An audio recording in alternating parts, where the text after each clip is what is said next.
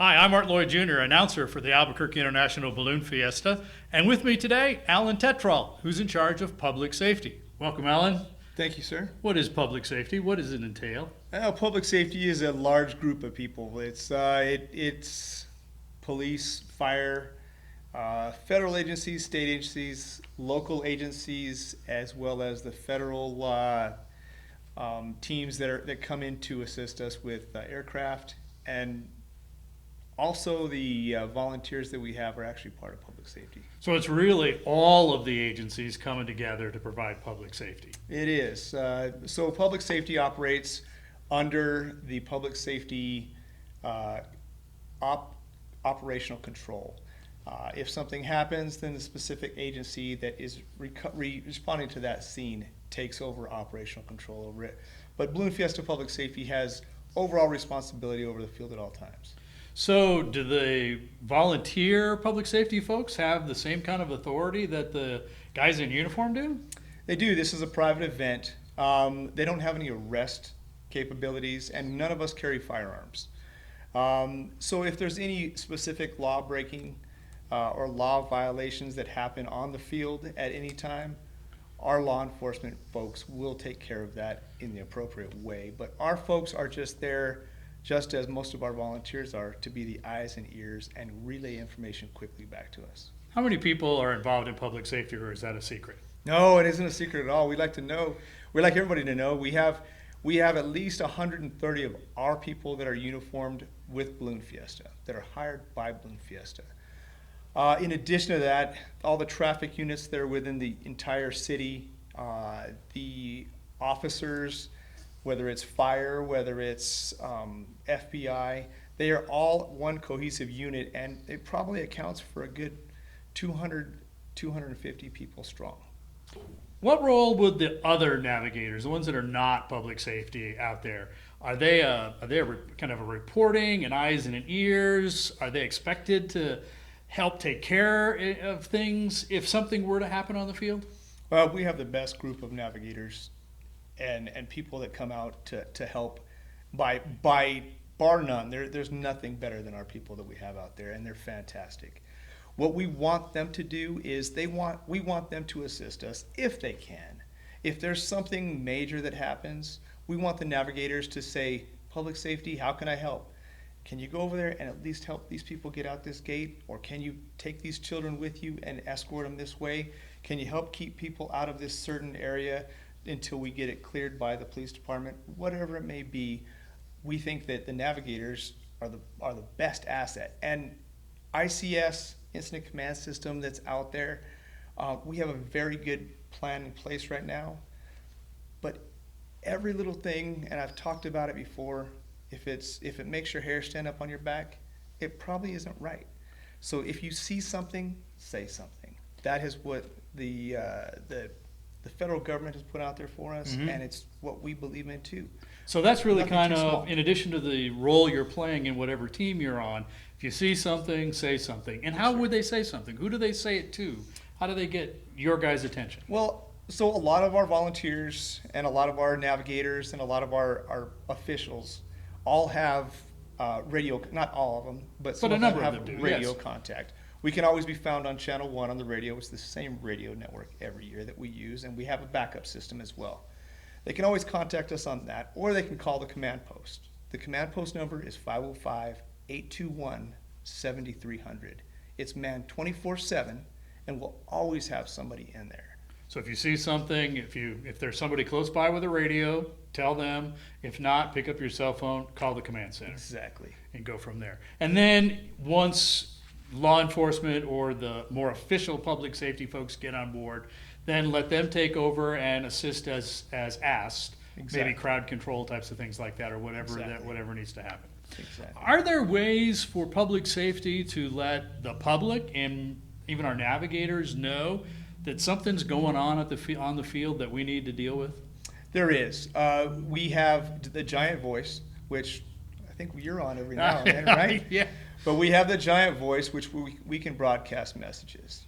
So with that, we'll broadcast messages if there's severe weather, if there is some sort of an event that we need to protect the public or all of our patrons from. So we can broadcast messages out there. We use a separate secure radio system for internal stuff.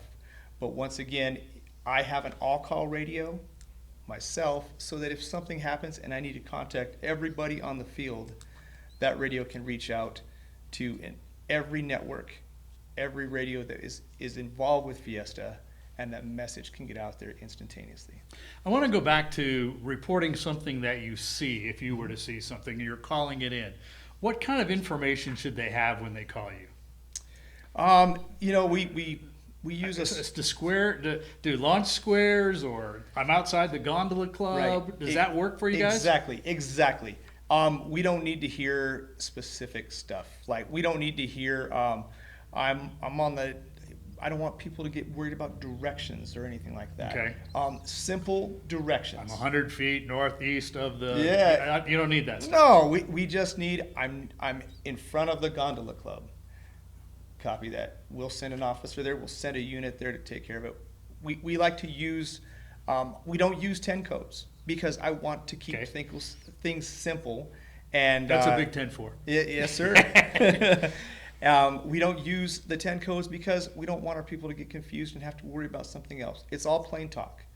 Everybody does know 10-4, so that'll be used. But the majority of the talk that we do talk about is just, hey, plain talk. I'm at the gondola club. I have a person that is being unruly.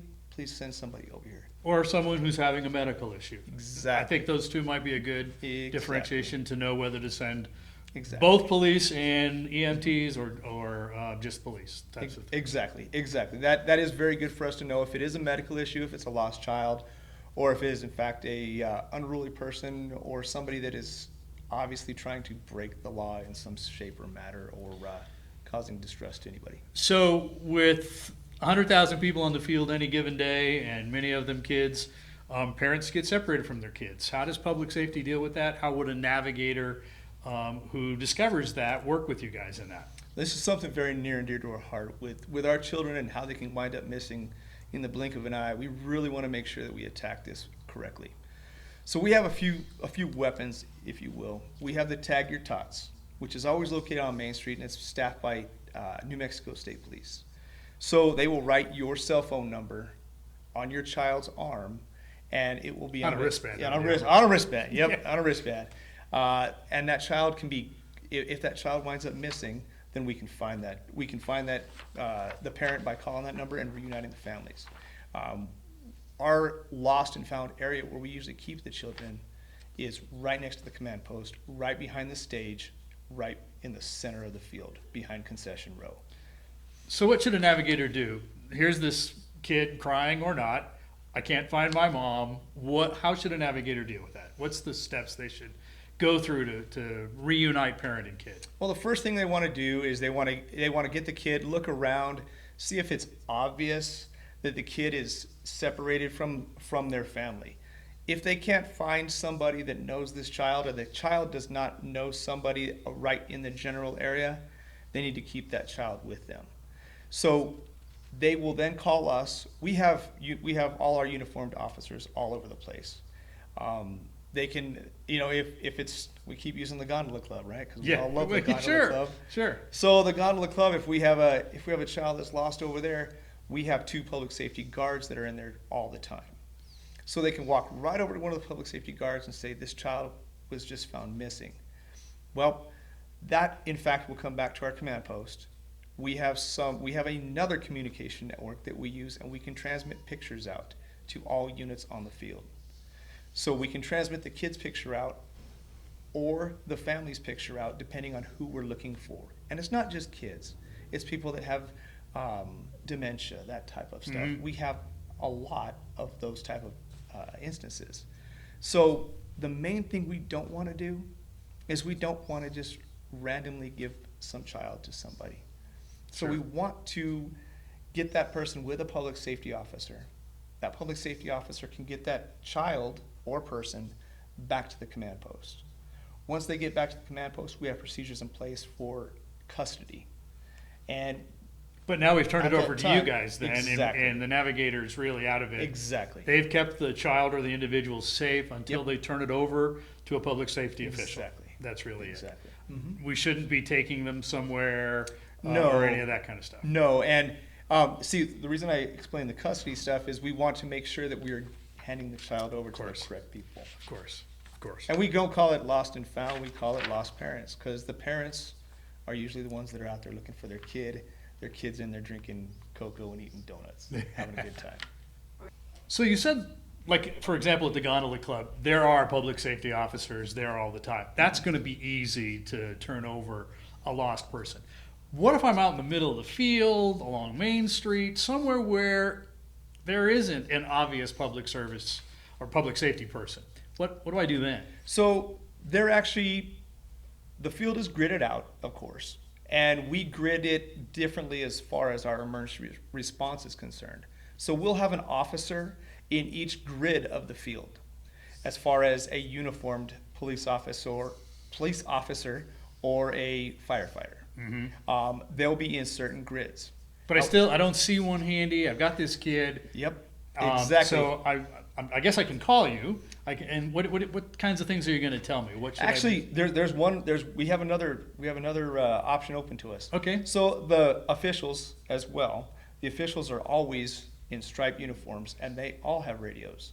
I have picked up more children from officials than I think I have anybody. So remember, not only public safety folks, Exactly. but also Also the Fiesta officials, officials, the whether launch they're the launch directors, directors, the safety officers, Staff members staff, that any are of out those there folks. during the launch, because there's usually a good portion of those people that are out there, and we Goes back- always want the navigators to make sure that when they're dealing with a child or dealing with somebody, always have somebody with them for their personal protection. And if they're dealing with a child, 2 people take the child to an officer. 2 people take the child to the command post. Just kind of breaks down any kind of Exactly. suspicion Any or speculation. any speculation of what might have gone on that way. And it works the same way with an adult. If an adult has any sort of disabilities, we don't want our navigators to get injured or hurt by trying to take somebody. That way we have 2 people with that person at all times. And I would think, especially in the case of something medical, we don't want to pick somebody up and try and run them to a Exactly. medical place. That's for sure. We need to get you guys on the phone.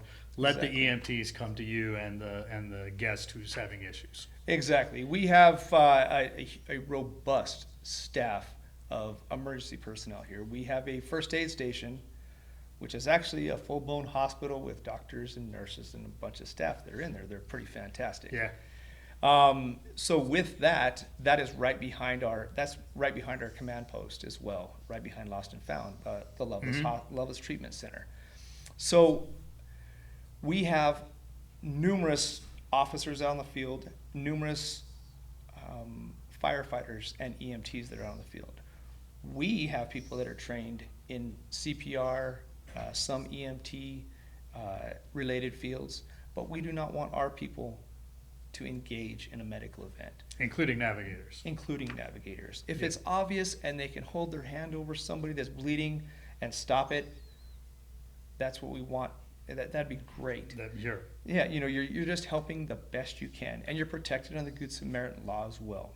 So we just don't want to, if we have one of our navigators that's a emergency room doctor, I don't know, if they want to perform something right there, then I guess then they can do that. Sure. But we tell all our people and we tell all our folks that whether you're trained in it or not, let the professionals that we have on the field handle it. And it takes care of legal ramifications as well, Sure. too, if we have a public entity doing that. So I think one of the concerns is, I'm here now, how long is it going to take for EMT or other public safety folks to get there? So what is the response time? Our response time is actually very quick. If you figure the size of the field and the amount of people that are out there, I can honestly say that we have responded to incidents that have taken as short as 20 seconds to 2 minutes. And it's not something that it differs, of course, with every section of the field that they're at. But when we're on peak times, when we have a full load of staff and everybody's out in the field, it's very quick. It's seconds. and it's seconds to find lost children. It honestly is. Now, the other thing that people get told all the time when something happens, call 911. But that's not really what we want them to do on the field, correct? Right, right. On the field, we kind of figure that like the Balloon Fiesta Park is its own city for those Okay. 9 days. So we would like everybody to call 821-7300 if there are any problems. 911 is done off-site. If you're at your hotel, if you are working at one of the RV parking spots late at night and there's nobody there, which I don't think that would happen, but if you're off-site, 911 is what we would use. But on the field, On the field, if you just call one of the public safety personnel, we'll have somebody there right away. And that's like walking up to them. They'll be dressed just like this, and they'll have a yellow jacket on during colder times. But we want people to engage with our people first so we can get the emergency response there quick. because you're there. Exactly. Don't have to get dispatched from who knows where around the city. We've or actually whatever. had times where units have tried to come from off-site because people have called 911, and it doesn't work out as fluid. So we're pretty much the city of Balloon Fiesta for 9 days, and we have our own little response team that will take care of everybody's needs. There's a lot of rules on the field. No pets, no smoking, all those kinds of things. When does a navigator get involved? How should they deal with folks that are breaking those rules? Well, anytime they wish to engage somebody for any of these rule infractions, it's very much appreciated. Sometimes people just don't know. Smoking on the field is not permitted because we have propane, and it's just during launches. That's when we're worried about the threat of explosions. Dogs are not allowed on the field because dogs sometimes get scared with the balloons, and they've been known to bite people. Or people, that many people too, I would think. Exactly, the large crowds. So those are the two things that are not, that kind of, the navigators can actually go out and talk to people, and it's a very simple thing. You go up to the person and you say, "Sir, ma'am, there's no smoking allowed on the field for safety reasons." And people put their cigarette out right away. They're very responsive to it. Now, as far as the pets, even if a dog is wearing a service vest or whatever, we still go up and say, "Oh, okay, all right," and you just let them know that you're talking to them, because we do post on our websites and all of our gates that pets are not allowed.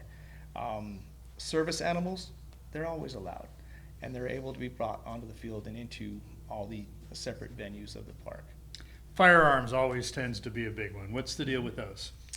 We post no firearms.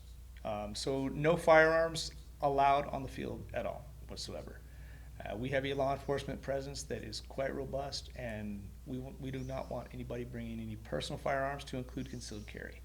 Okay, I was going to ask about that because it seems to me, and I don't not up on all that, but people that have concealed carry permits like to say, "I've got a permit to carry it," but we're And saying they do. yeah. They do. However, when it's posted, no firearms, it is illegal to bring a firearm, even as a concealed carry person. Okay.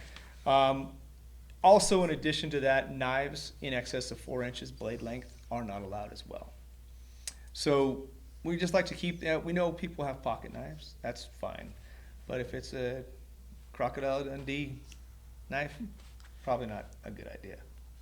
And the other thing is, I've asked one of these people nicely, and all of a sudden they kind of turn belligerent on me. And you don't have, we've all seen that out there. What's the best way a navigator can deal with somebody who just kind of gets in your face about whatever? The balloons didn't fly, or you asked them to put their cigarette out. Nobody's ever upset at the Balloon Fiesta. Never. Everybody's always happy. You will encounter that. You guys will, everybody will encounter somebody that's not having a good day. Kill them with kindness. That's always been my motto, and it seems to work out pretty well for me. You ask them nicely, tell them these are the rules. If they disregard your direct direction, then call one of our public safety people. Call them over. You'll see us everywhere. Call one of our people over there. If our person can't handle it, we'll send one of our supervisors over to handle it, and we'll make sure that that person will not disrespect our people that are out here trying to make it safe for everybody else. What else should a navigator know about the whole safety, public safety aspect of Balloon Fiesta? Well, so there's a whole bunch of different things that we focus on. There's obviously the terrorist threat that everybody thinks about. It's always in everybody's mind. We're searching bags that are coming in. We're searching those for certain things, and then just the mass of people that are out there. We don't want any of the navigators to ever put themselves in harm's way. That's our job. That's our job.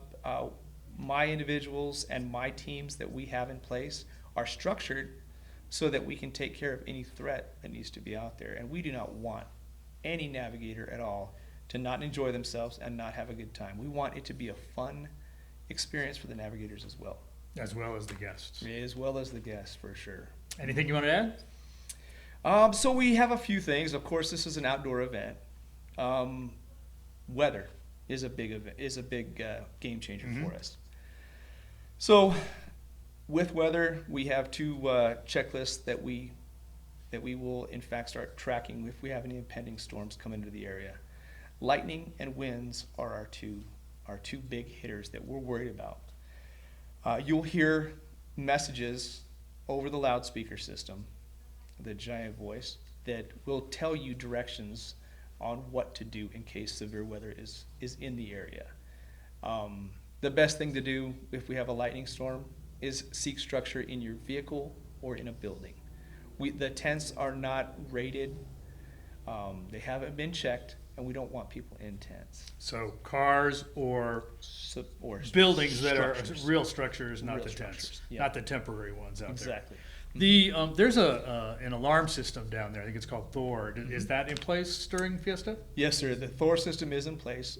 We're usually consulting our weather team Long before that. And once the Thor system goes off, then we're clearing the field, and we're going to evacuate everybody to safe areas. It would be horrible to have somebody get struck by lightning or something happen out on our field. So we want to make sure that everybody gets to a safe place, and when it's clear, everybody can come back in. But we really, the Thor system is a fantastic system. It detects lightning strikes. It'll detect cloud to cloud. It'll detect lightning strikes to the ground, and it'll inform us, and it'll give us instantaneous readings on where the storm is hitting on the field. So the other thing that's out there on the field, we've got balloon trucks, we've got golf carts, courtesy shuttles, people running all those types of things around. What happens if a navigator sees one of those and maybe not being operated as safe as it should, or heaven forbid, there ends up being some sort of accident out there between vehicles? How do you handle that? Once again, first thing, navigator safety is paramount. We want to make sure our navigators are safe. Don't engage anybody that is drunk, belligerent, acting erratic. So that's number one. Number two, if they can give us the location, if they can call it in through the radio or on the phone, the 821-7300, then we can get an officer dispatched to that area. And what we're looking for is, of course, there's no vehicles allowed to be driven on concession row, to include golf carts during events. That's where all our patrons are enjoying their breakfast burrito and their morning coffee and stuff like that. So we don't want them spending money. That's for sure. We don't want them to have to worry about dodging traffic as well. So no vehicles are allowed on concession row when the event is happening, to include, like I said, golf carts, any type of vehicle. With that, restricted items that are not allowed to be brought onto the field are bicycles of any kind. Bicycles can be chained up at the bike valet on the south end of the field, and they can be chained up at any part of the field that is out of the way and is not impeding traffic. We have fences all over the place, so they can, by all means, lock their bike to the fence anywhere they want to. However, we recommend the bike valet on the south. I was going to say, the bike valet, man, you got a ticket. There's people there watching your bike the whole time. Yeah, it's fantastic. You know exactly where it is and go from there. With the golf carts, it's only licensed drivers that we want driving the golf cart. So if they have a valid driver's license, they're okay. And by all means, if a navigator would like to go check, if they see somebody that is obviously underage driving a golf cart, they can go check that person and say, are you old enough to be driving this golf cart? And if they say yes, they say, can I see your driver's license?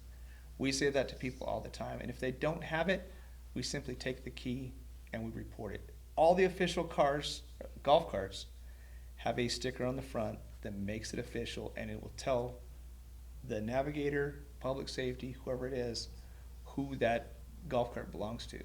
Who's So been there's checked no, out too. there's no escaping it. Right. Yeah. So if I'm on a cart that says concessions and I'm working somewhere else, that doesn't work right. Exactly. And that's one thing we have to look out for, because sometimes golf carts wind up in the wrong hands accidentally. It's a total accident. They look kind of alike. But yeah, they do. Exactly. But then I get the call saying someone stole my golf cart. Mm-hmm. So we'll look for golf carts the entire fiesta. So we want to make sure that we're getting the golf carts back to the people that rightly deserve the golf cart. And sometimes it's kids that have taken the wrong cart. But once again, only licensed drivers are allowed to drive the vehicles. And only those vehicles that are, from the golf cart side, that are registered through Fiesta. Exactly. And of course, the other vehicles are the balloon trucks, and they're all, in effect, registered through Fiesta Yes, sir. as a balloon pilot as well. Yes, sir. That's all that belongs on the field. Yes, sir. Alan Tetrault, thanks for joining us here. I'm Thank Mark you, Art. Lloyd Jr. Thank you very much.